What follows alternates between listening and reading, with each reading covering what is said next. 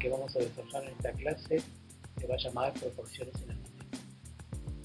Es un tema muy amplio porque va a describir lo que pasó durante miles y miles de años en la arquitectura y en la humanidad. Su origen se basa en aspectos mágicos y esta es una de las tantas interpretaciones de ese aspecto mágico. Se dice que la Tierra se creó en 6 días y el séptimo día Dios descansó. El primer día es el tema de esta clase y sus consecuencias en todo lo que es la arquitectura, que es el tema de la vesicatis, que es el primer día de la creación, donde Dios separa la tierra del agua y empieza a surgir la creación. Este aspecto mágico es el que dio origen a la vesicatis. También, en otras concepciones, este trazado nos permite definir determinadas situaciones en el terreno, que los antiguos la utilizaban, por ejemplo, para definir los puntos cardinales entre el este, oeste, norte y sur como orientación de las construcciones. Veamos paso a paso cómo se generó este diseño. Primero, trazamos una recta y en esa recta marcamos un punto. Los antiguos trazaban una línea sobre el terreno que era la que se trazaba de este a oeste. Sobre esa línea se marcaba un punto y se trazaba una circunferencia unitaria o una circunferencia de cualquier medida que se tomaba como unidad. El segundo paso, una vez que trazaba esa circunferencia unitaria, cuando la circunferencia volvía a cortar sobre esa recta, se trazaba otra recta también del mismo tamaño. Entonces se obtenía lo que llamamos la vesicatis. En su trazado, tomando como centro una recta que iba de este a oeste, trazábamos el primer círculo. Este círculo trazábamos cuando intersectaba la recta otro segundo círculo, y eso definía los puntos cardinales, ya que yo podía trazar en la intersección de las dos circunferencias otra recta y definía entonces los puntos cardinales norte, sur, este y oeste. Pero desde el punto de vista de la magia de la antigüedad, la vesicatis, también llamada vejiga del pez en latín, es un símbolo hecho con los dos círculos del mismo radio que se intersecan de manera que el centro de cada círculo de esta circunferencia está en la circunferencia del otro, produciendo un área. El área que vemos coloreada, pintada de azul, es la vesicatis. Esa área es la que se conoce como vesicatis o vejiga del pez. En la práctica, esto definía también los puntos cardinales y sobre todo se obtenía, desde el punto de vista de la magia, los 90 grados, o sea, dos rectas que son perpendiculares, con la cual yo podía definir los trazados de las construcciones, de los surcos de los arados o la rectitud de los caminos. Esta vesicatis, desde el origen de la humanidad, que se utilizó como trazado, en la actualidad se tomó como símbolo cristiano. A través de la historia, el trazado de la vesicatis, el cristianismo lo tomó hace más de 2000 años como un símbolo de su religión.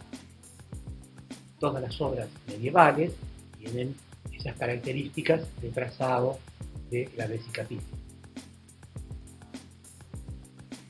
que es también para el cristianismo el símbolo de la fecundidad. Vamos a analizar desde el punto de vista matemático el tema de la vesicatis.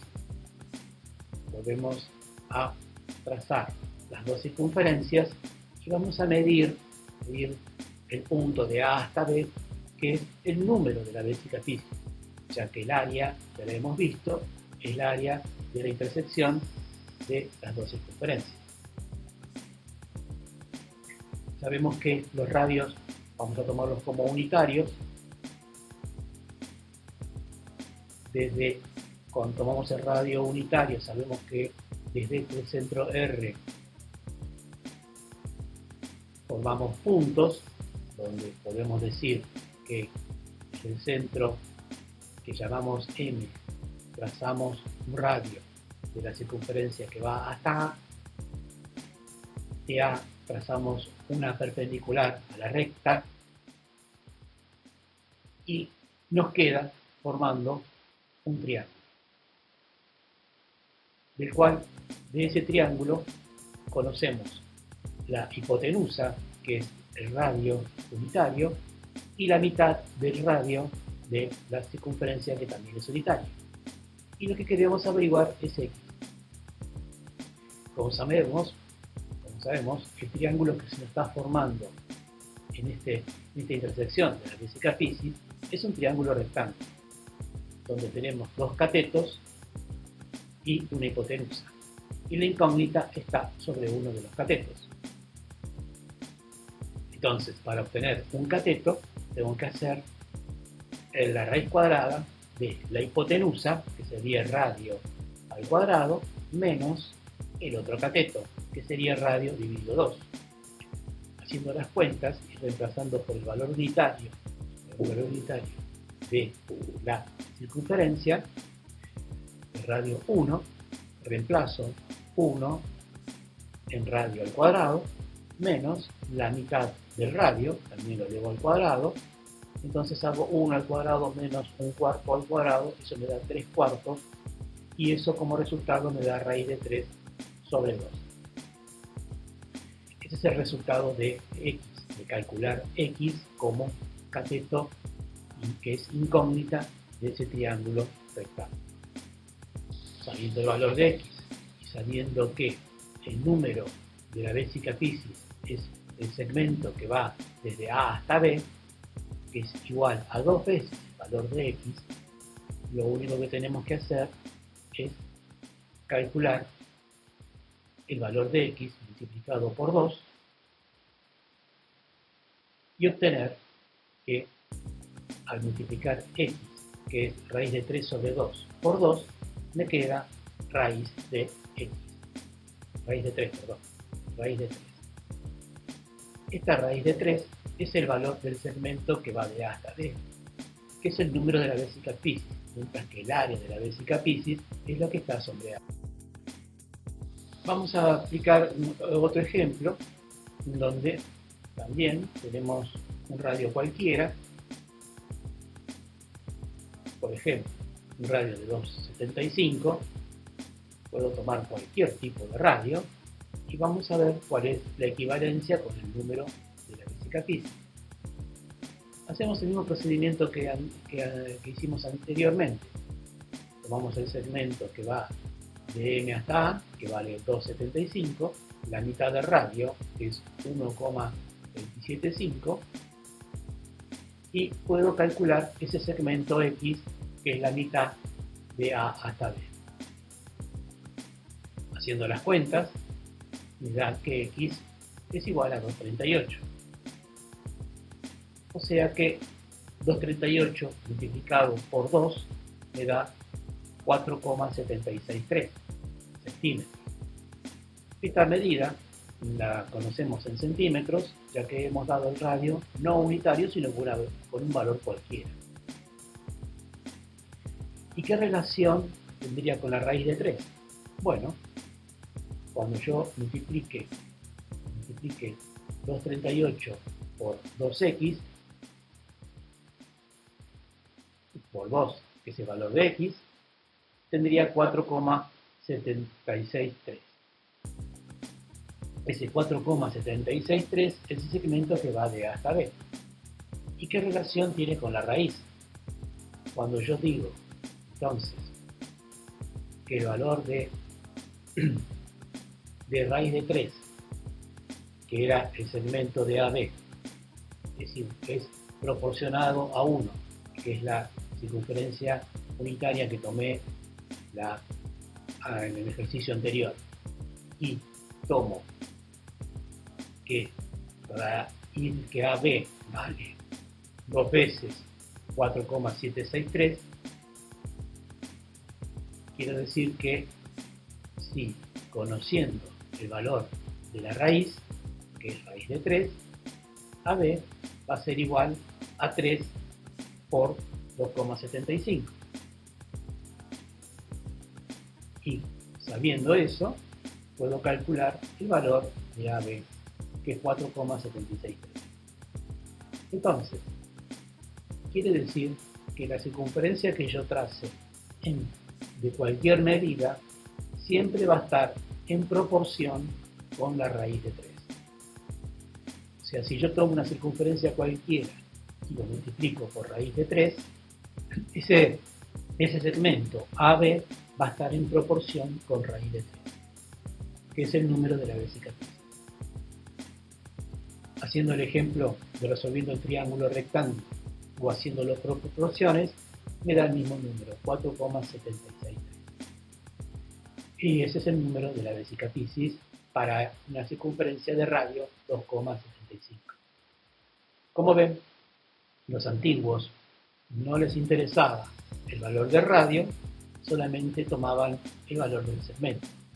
Las circunferencias se consideraban como unidades y lo único que se sabía era que podíamos trazar con ese segmento AB todas las proporciones que tenían en función raíz de 3. Esto tiene mucha trascendencia, ya que desde el origen se sabía que el trazado de la vesicatriz involucraba otros elementos, como por ejemplo todos los cuerpos geométricos y todas las figuras geométricas que conocemos se originan en la vesicatriz. Esto desde la antigüedad ya se conocía y se demostraba por la matemática posteriormente. El símbolo del pez que se genera con la vesicatriz es un símbolo que trasciende a través del tiempo y, obviamente, en algunas corporaciones lo toman también como ejemplo de diseño. En la antigüedad se conocía también como el mandorla, que significa almendra en italiano. Vamos a otro de los tantos números, como el número de la vesicatriz, que es el número de oro, que también genera la divina proporción. La divina proporción del número de oro es la relación que existe entre dos segmentos, que ahora lo vamos a ver analizados. Otra vez, tenemos que en la antigüedad ese número phi, que es 1,618034, representa esa divina proporción, o el número de áureo o de oro. Es en honor al escultor griego Fidias, y es un número totalmente irracional. Vamos a ver su origen. Se trata de un número irracional, o sea que es un decimal infinito no periódico, que posee muchas propiedades interesantes y que fue descubierto en la antigüedad no como una unidad, sino como relación o proporción entre segmentos y rectas. A diferencia de la vesicatriz, que nos da un área y un número totalmente irracional, que es raíz de 3. Recordemos que la vesicatriz se usaba para trazar en los puntos cardinales y la rectitud de las obras, como también el desarrollo de unidades de medida. En el caso del número de oro, se trazan dos segmentos, A y B. Y lo que yo quiero lograr es que esta relación de los segmentos A y B con su suma establezco una proporción. Y digo que A más B sobre A es igual a A sobre B, y eso me daría el número phi, que es el número de oro. Obviamente, esta forma de concebir el segmento A y el segmento B tiene una relación geométrica, que ahora vamos a ver cómo podemos desarrollarla. Pero si después de haber construido esa relación geométrica determinamos los valores de A y de B, podemos hacer estas proporciones que me daría ese famoso número de oro. es una proporción llamada áurea, y es la división de dos segmentos según proporciones dadas por el número A. La longitud total A más B es al segmento más largo A, como A es al segmento más corto B. Esto lo definió Euclides hace más de 2200 años como extrema y media razón. Y eso nos da el número 1,61834, que es un irracional. En aquellas épocas se tomaba la proporción y no el número irracional, ya que los irracionales no se conocían, o por lo menos no se tenía una clara visión sobre este aspecto matemático. Estas proporciones después tuvieron un desarrollo porque la matemática empezó a encontrarlas en figuras geométricas, en la naturaleza, en los avances tecnológicos, arte, pintura y arquitectura. Y ese es el famoso número áureo, 1,61834. Vamos a ver cómo lo desarrollamos. Definimos entonces dos segmentos A y B. Sabemos que la suma de A más B dividido A es igual a A sobre B, y eso nos daría el número phi de oro. Vamos a ver cómo lo podemos desarrollar. Supongamos que yo tenga un segmento de 10 centímetros,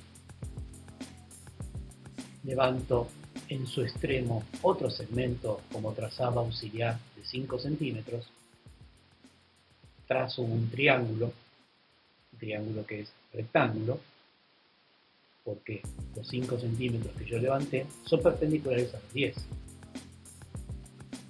Tomando centro en el extremo de la hipotenusa y el cateto formado por 5, trazo un arco de 5 centímetros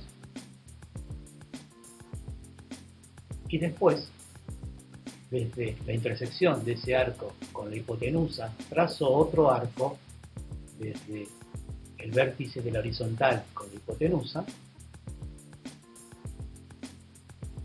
y al trazar eso determino el segmento A. Entonces tengo con este trazado auxiliar el valor de A y el valor de B. Matemáticamente se pueden obtener haciendo las simples cuentas. Por ejemplo, puedo calcular el valor de la hipotenusa sabiendo los catetos. Uno es 10 y otro es 5. Eso me da 11,18, que sería el valor de la hipotenusa. 11,18 menos 5 me daría 6,18, que es el segmento que yo trazo de diferencia. Y sabiendo cuánto vale 6,18 y la diferencia con 10 es 3,82, puedo hacer las cuentas y dividir 10 dividido 6,18, que va a ser igual a 6,18 dividido 3,82. 10, que sería A más B, dividido A, que es 6,18, es igual a A, que es 6,18, dividido B, que es 3,82. Haciendo todas estas cuentas, sabemos que da el número 1,61834, que es este famoso irracional. Y este es el número de oro. Con un segmento de 10 centímetros pude obtener los segmentos A y segmentos B. En el diseño y en el arte, en la arquitectura, todos estos números tuvieron un profundo significado. Por ejemplo, en el caso de esta obra hecha por Pierre Mondrian, esta pintura se basa en el hecho de calcularlo todo con este famoso número de oro. Hay una estructura oculta formada por los números de oro y sus proporciones. Obviamente esta obra figura como un ícono de la pintura de principios del siglo XX y forma el movimiento llamado neoplasticista. Ahora se encuentra en un museo. Entonces, se dice que dos números positivos A y B están en razón áurea si hacemos estas cuentas y nos da el número phi. También vamos a ver esta demostración matemática del número de oro. Si lo tomamos como una forma de ecuación, entonces podemos establecer que A que está dividiendo pasa multiplicando y B que está dividiendo pasa también multiplicando. O sea, sacando los denominadores de esta ecuación, pasamos multiplicando a B al primer miembro y A al segundo. Nos quedaría A cuadrado y B multiplicando a A más B.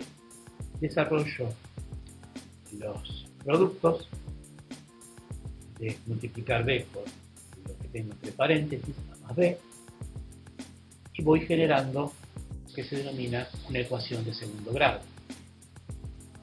En este nivel no resolvemos ecuaciones de segundo grado, no se lo van a ver matemáticas 2, pero aplicando, si ustedes se acuerdan de cómo resolver una ecuación de segundo grado,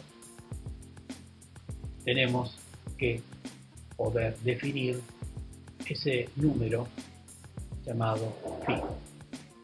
Aplicando la ecuación de segundo grado, resolvemos todas las incógnitas, que sería x1 y x2, porque tenemos que en esta forma polinómica de la ecuación, donde tenemos que a vale 1, b es igual a menos b y c es igual a menos b cuadrado, reemplazamos en la ecuación, resolvemos en forma literal todos los productos, y esta sería la demostración matemática de cómo se origina el valor de 1,6180. Esto lo van a ver más adelante en Matemáticas 2, la resolución de ecuaciones de segundo grado. Pero el resultado de A sobre B, que es 1 más raíz de 5 sobre 2, me daría 1,6180, que es el valor de phi. Esto se demostró matemáticamente en los últimos siglos, pero obviamente los antiguos solamente conocían la proporción. Esta proporción, con los estudios y tecnologías actuales, se empezó a descubrir que existe en la mayoría de las cosas que vemos en la naturaleza. Y se está descubriendo de qué manera esa proporción influye en la anatomía del ser humano, en la conformación de la naturaleza y en casi todos los elementos de la vida cotidiana.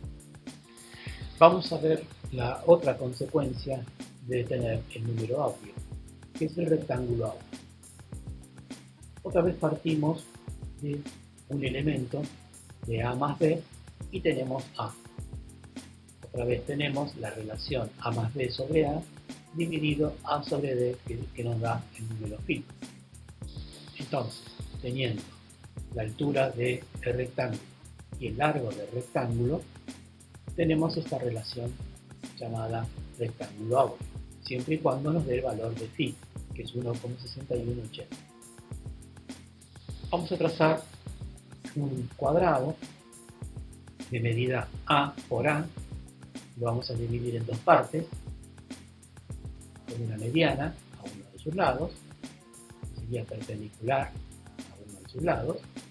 Vamos a definir la diagonal de ese rectángulo que nos queda formado por la mitad del cuadrado, y esa diagonal la dibujamos o la abatimos, geométricamente hablando, sobre un lado. O sea que la misma medida que tengo la diagonal, yo la voy a trazar ahora en la base. Así queda conformado este rectángulo llamado rectángulo áureo, donde puedo definir lado B y sumar A más B. Así nos queda conformado el rectángulo áureo. Y puedo decir esta relación: A más B sobre A dividido A sobre B, que nos tiene que dar B. O sea que yo puedo trazar el rectángulo áureo a partir de un cuadrado y trazar por la mitad de ese cuadrado, trazando la diagonal y abatiéndola sobre uno de sus lados, formaría este rectángulo áureo. Obviamente, este rectángulo áureo se conoce como proporción. El valor del irracional se descubrió cuando se tuvieron las herramientas matemáticas para definirlo. Pero en ese momento, en esas épocas, se utilizó como una proporción.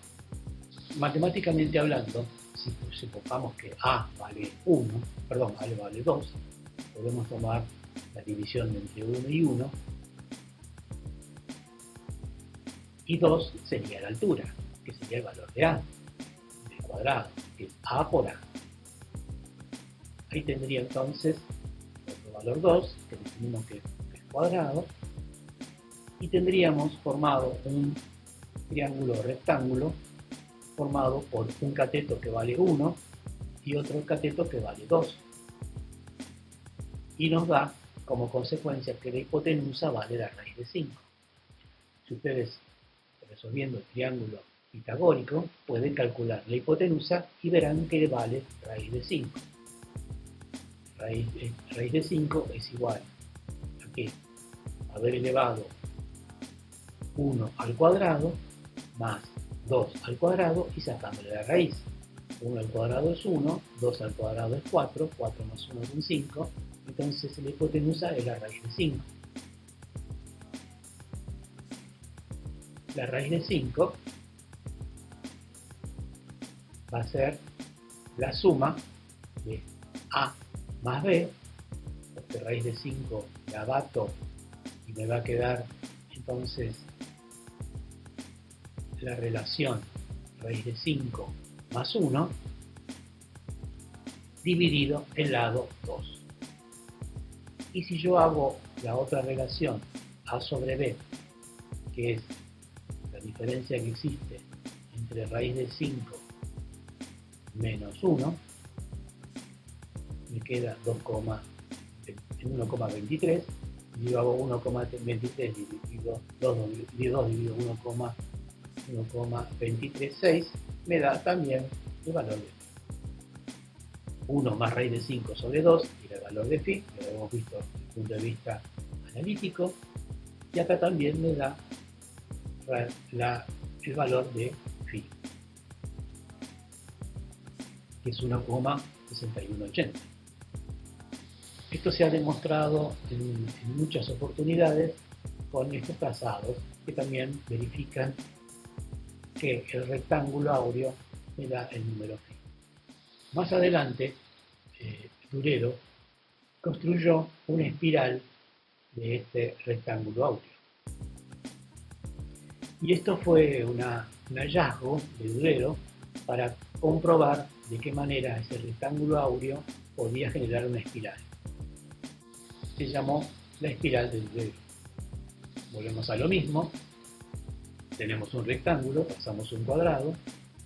De lo que nos queda, volvemos a trazar otro cuadrado. De lo que nos queda, trazamos otro cuadrado.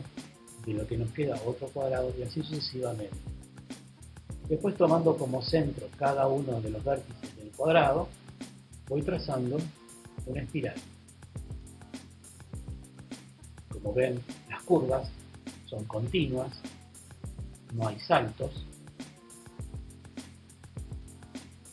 y a través de este trazado realizo una espiral, la famosa espiral de Durero.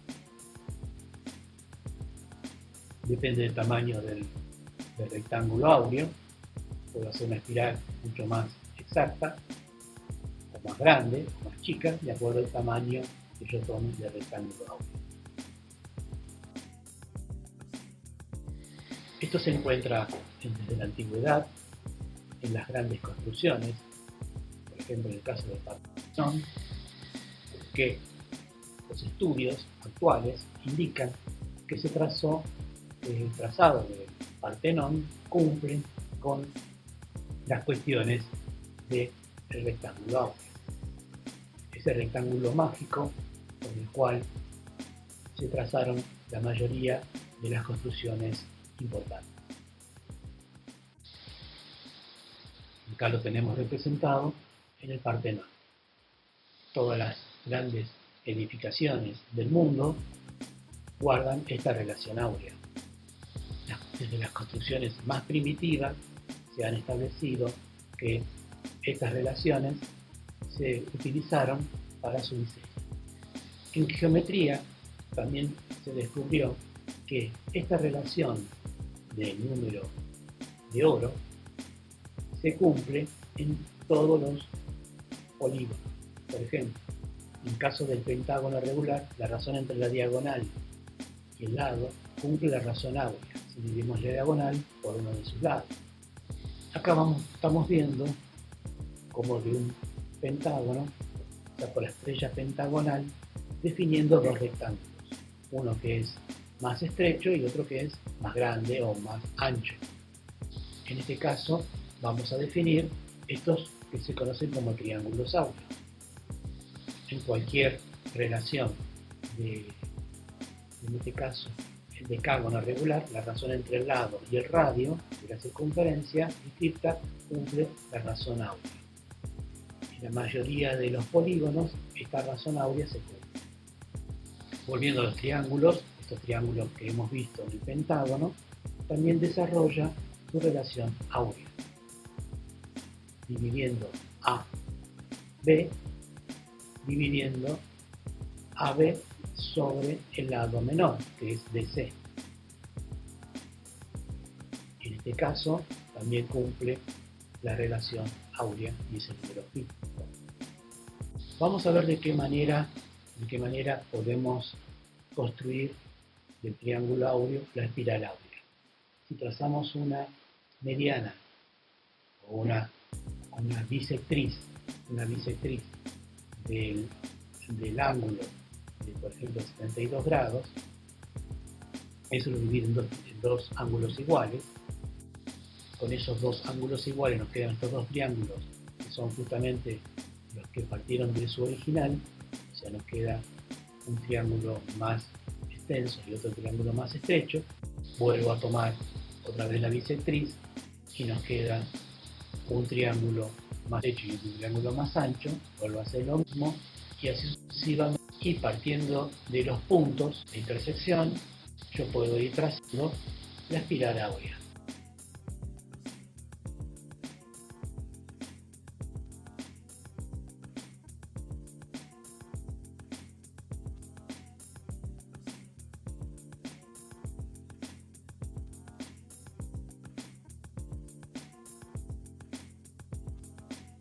La espiral áurea traza a partir del triángulo áureo.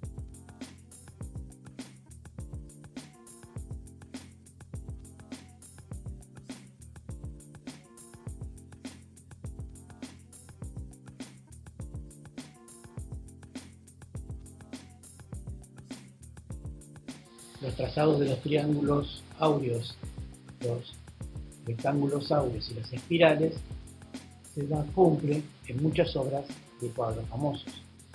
Y también esta relación áurea se cumple también en el ser humano, o por lo menos la ciencia trata de entender que las proporciones del ser humano tienen relación áurea. Esto también se ejecutó desde la antigüedad, o sea, tratando de concebir al ser humano proporcionado y siguiendo las órdenes o las reglas de los rectángulos y números áureos.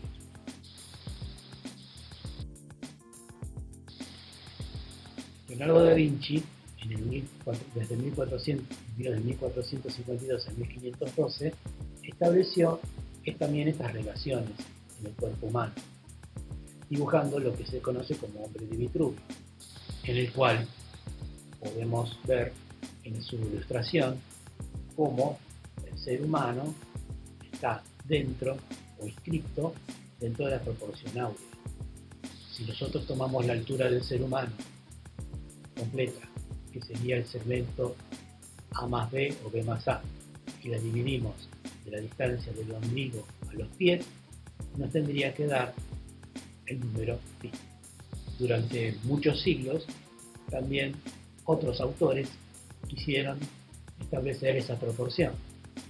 Este es otro estudio del arquitecto Neufert, que también tuvo en cuenta el tema de construir una proporción del ser humano en relaciones a otras.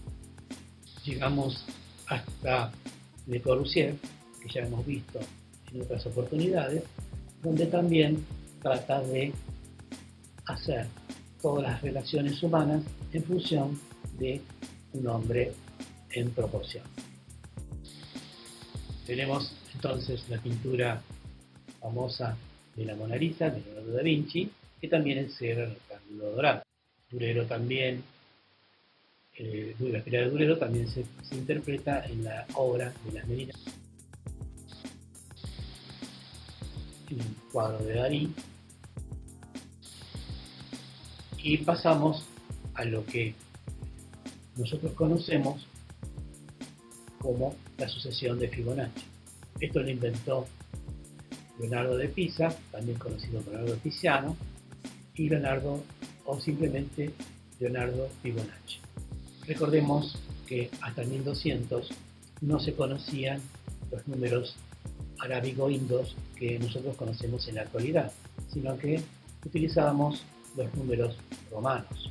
Estos números arábigo-indos, que tienen distintas interpretaciones, su origen, acá tenemos una de ellas que se tomó, puede ser verdadera o falsa, no nos interesa en este momento, pero por lo menos justifica el trazado de los números en función de sus ángulos. Cuando es 1 tiene un ángulo, cuando es 2 tiene 2 ángulos, cuando es 3 tiene 3 ángulos, y así sucesivamente. Esta es una de las tantas interpretaciones o justificaciones de donde se originan los números que nosotros conocemos en la actualidad. Algunos la consideran válidas, otros que dicen que es algo falso. Y tenemos la aparición del cero, que los números romanos no lo contemplaban. Con la aparición del cero y el resto de los números, se creó toda una nueva matemática en Europa. Fibonacci, cuando descubrió estos números en África, los llevó a Europa y trabajó con ellos. Y creó lo que se llama la sucesión de Fibonacci. Es una sucesión infinita de números naturales. Parte del 0, 1, y a partir de ahí crea una sucesión. Partiendo del 0 y 1, suma al 1, 1, y por lo tanto se transforma en 2, después 2 más 1 se transforma en 3, 2 más 3 se transforma en 5, 5 más 3, 8, 8 más 5, 13, 13 más 8, 21, 21 más 13, 34, 34 más 21 son 55, 55 más 89 son 144, y así podemos seguir en forma infinita. ¿Para qué nos sirve esta sucesión? Bueno, porque Fibonacci comprobó que también se puede trabajar con estos números para crear proporciones de la espiral áurea, que es la espiral de Fibonacci que se acerca numéricamente a la espiral áurea. Fibonacci, a través de los números, que estos números obviamente no se conocían en la antigüedad, porque solamente existían números griegos y romanos, crea esta sucesión, y a partir de esta sucesión empieza a inventar las espirales y rectángulos que se asemejan al áurea.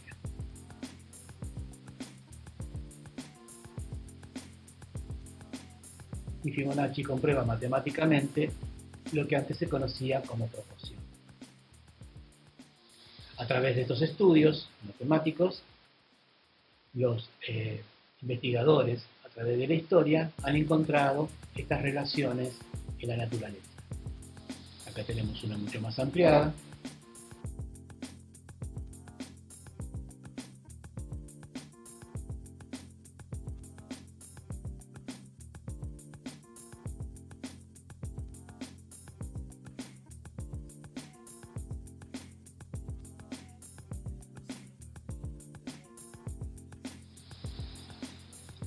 Esta espiral, la de Fibonacci, se asemeja mucho a lo que después se descubrió como espiral logarítmica. Las espirales logarítmicas son relaciones matemáticas de funciones, y lo que trata de hacer Fibonacci, o por lo menos se intentó, que la sucesión de Fibonacci se puede aproximar a estas espirales logarítmicas, utilizando la sucesión o la proporción áurea. A través de la investigación de la espiral logarítmica se desarrollaron muchos modelos matemáticos. ¿Por qué fue tan importante? Porque con estas espirales logarítmicas, deducidas matemáticamente, se pueden hacer trazados sobre la naturaleza y, por ejemplo, definir cómo son la relación con los huracanes. El estudio de estas espirales logarítmicas aplicados en la naturaleza puede definir trayectorias de huracanes siguiendo la espiral logarítmica. Y muchos autores todavía siguen investigando sobre el trazado de los rectángulos áureos junto con los rectángulos formados por la espiral de Fibonacci, las relaciones de Fibonacci en la sucesión, los elementos que abundan en la naturaleza y su relación con los números. Todas estas investigaciones siguen en la actualidad.